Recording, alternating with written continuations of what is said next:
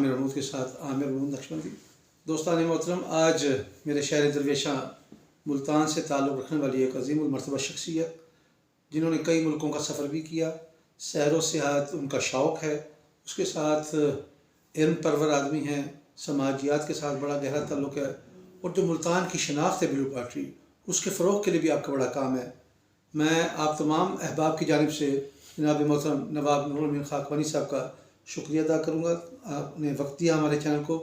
नवाब साहब, आप मुख्तलिफ़ मुल्कों में जाने का भी आपको इत्तफ़ाक़ हुआ और वहाँ भी जाके मुल्तान की शनाख्त ब्लू पार्टी के हवाले से आपने उसके फ़रोग़ के हवाले से बातें की हैं, और मुल्तान में भी मैंने देखा कि मुख्तलिफ़ इवेंट्स पे आप जो गैर मुल्की हमारे दोस्त मेहमान यहाँ पर आते हैं उनको ब्लू पार्टी के हवाले से बता रहे होते हैं।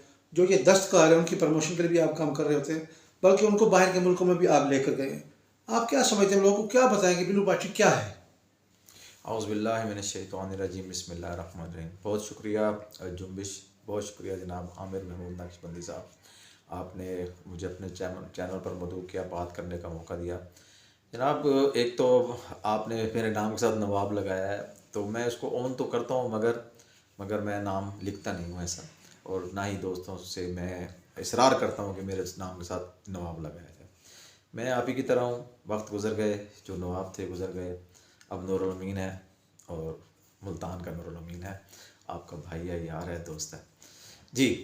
तो जहाँ तक शोबे के हवाले से बात है कि ब्लू पार्टी का क्या था, क्या है, मुल्तान से कैसे रिलेटेड है, जिस तरह मुल्तान की अज्यूम किया जाता है कि 5000 साल पुराना तारीख़ मौजूद है। बिल्कुल सही। और अब तो इससे भी बयान बातें होने लगी कि 5000 साल पुराना तो रिकॉर्ड में आ रहा है, मौरखीन लिख रहे हैं इसके ऊपर।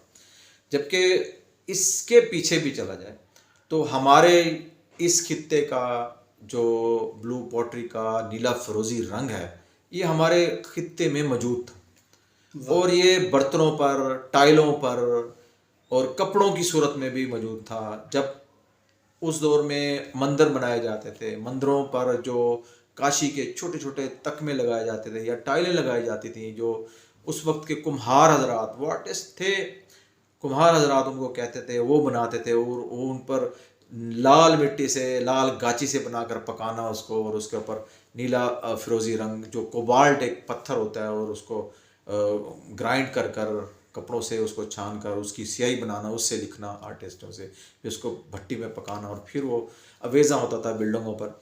और उसके साथ साथ हमारे पास मुल्तान में ये जो हिंदू प्रीस्ट थे, राहिब थे, वो जितने भी मज़हबों से रिलेटेड लोग थे, वो इस कलर को बहुत अहमियत देते थे मुल्तान के हवाले से। वो मुल्तान की इस नीले रंग की तहमदे मानते थे, अचकने पहनते थे, और इसको मोहम्मद बिन कासिम ने भी कहीं एक्सप्लोर किया, अजरक के नाम से रिलेट किया, जिसमें नीली अजरक, आज की जदीद अजरक, जिनके मैं समझता हूँ मौजूद ज़हूर दरेजा साहब और शौकत मुग़ल साहब, ये मेरे सामने ही डिज़ाइन हुई और मेरी प्रेजेंस में ही वो आए, और ये सारा कुछ बना, और आज वो नीली अजरक जो है हम लोगों में बहुत मकबूल है, और हर इंसान, हमारे की शनाख्त पूरी दुनिया में तकरीबन मकबूल हो चुकी है, और हम लोग एक दूसरे को बतौर तोहफ़ा देकर खुशी महसूस करते हैं। जहाँ तक आपने मुझे कहा कि बाहर की दुनिया में हमारे आर्ट को कैसे देखा जा रहा है, तो मेरी जो जुड़त है, वैसे आर्ट या आर्ट की सूझबूझ होना, ये कोई मतलब है अडॉप्टेड चीज़ नहीं है। ये आप में बिल्ड होता है कि आपकी अपने वसेब के साथ, अपने शहर के साथ, अपने तल के साथ, अपने हेरिटेज के साथ, अपने एंसेस्टर्स के साथ कितनी जुड़ा है। सर, ये नेचर का हिस्सा है, हमारी नेचर का हिस्सा है। तो उसमें ज़ाहिर है इसी वसेब का, इसी खित्ते का, इसी मिट्टी का मैं बेटा हूँ, तो मेरे अंदर थी। कदीराबाद से जब हम लोग गुज़रते थे, तो वहाँ पर जो पुराने जो एक ख़ानदान है उस्ताद वहीद का और इनके एंसेस्टर्स का, आज उनकी 7वीं 6ठी जनरेशन जो है वो आज भी ये काम कर रही है। तो एक मुझे अट्रैक्शन होती थी, वो बना रहे होते थे वहाँ बैठ के, बाज़ कब्रों के कतबे लिखते थे या बिल्डिंगों के टाइल्स वगैरह बनती थी, तो मैं देखता था, बड़ा अमेज़ होता था। तो ये तजस्सुस था, चलता रहा, रिसर्च चलती रही। मैं आपकी बात काटते हुए, ये जो नीला रंग इसमें इस्तेमाल होता है, इसकी निस्बत आसमानी रंग से तो नहीं है। जी हाँ, ये वही इसमें मैं थोड़ा सा आपको ऐड करूं। आज की जदीद तहकीक ये बता रही है, जितने भी साइकेट्रिस्ट हैं या मेडिटेशन से रिलेटेड जो भी मामला आते हैं, वो कहते हैं कि अपने बेडरूम में कोई नीली पेंटिंग या नीले फिरोजी रंग की कोई चीज़ रखी जाए, जिससे आपकी टेम्पटेशन कम होती है, वाह वाह, बहुत जिससे आपका ब्लड प्रेशर नॉर्मल रहता है, जिससे आपके नर्व्स जो है ना रिलैक्स होते हैं। बहुत खूब, बहुत और ये तो अब रिसर्चों में आ रहा है। तो ये पुराने लोग तो इसको इसलिए भी अडॉप्ट करते थे कि इसमें आपकी बॉडी के जो वाइब्रेशन का सिस्टम है या टेम्परेचर का सिस्टम है थोड़ा यानी सा कम होता है। इसमें इस रंग के इस्तेमाल की एक वजह यूँ भी जी, बन रही है ऐसी है। कि हमारी नफ्सियात पर भी असरअंदाज होता है। तो ऐसे ही हमारे यहाँ का नील जो हमारे कासिम बेले में बहुत बनाया जाता था, और कुछ कहते हैं कि कुदरती भी ओरिएंटेड था और कुछ बनाया जाता था, और ये पूरी दुनिया में जाता था। नील का इस्तेमाल होता था बाकायदा, जो क्योंकि पानी गदला होता था पुराने ज़मानों में, तो उससे कपड़े धोए जाते थे धोबी घाटों पे।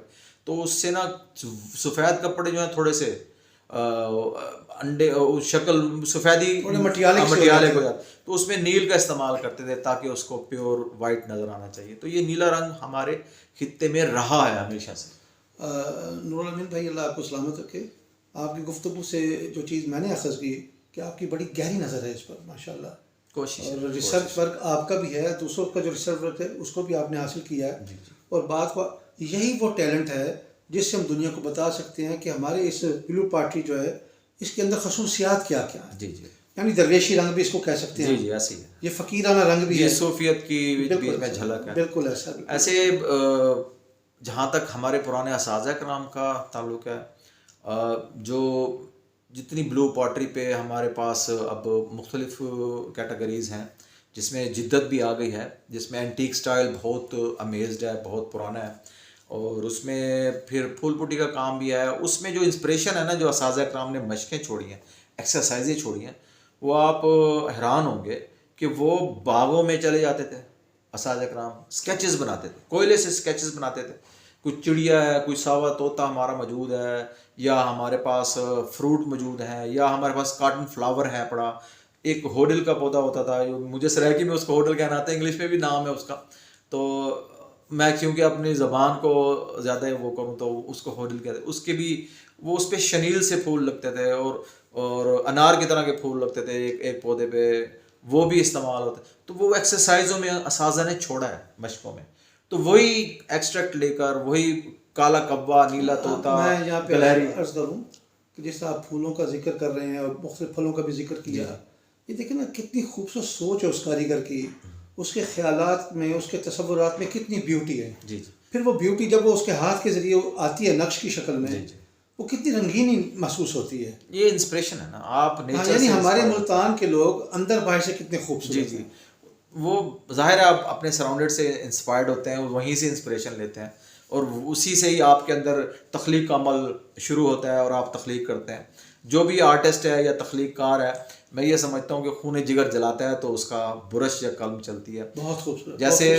जैसे कि कोई भी क्रिएशन है, आप कोई काम कर रहे हैं, तो उस लम्हे जब आप कलम को उस आर्ट की तख्लीक के लिए रखते हैं पेपर पर या कैनवस पर, तो आपका सांस रुक जाता है।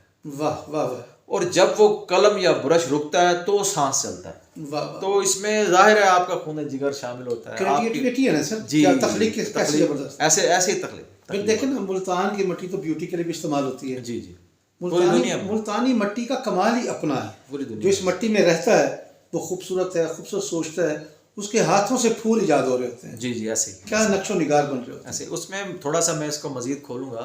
ये जो हमारा कॉटन फ्लावर है, ये बीज से लेकर और इसके बाद जब उसको ज़मीन में बोया जाता है या सोया जाता है, तो उसके बाद वो बड से निकलती है और वो फिर वो टहनी बनती है, टहनी से पत्ते, कोंपले, फिर फूल, फिर उसका कॉटन के ऊपर फूल बनता है, फिर वो ब्रस्ट होता है।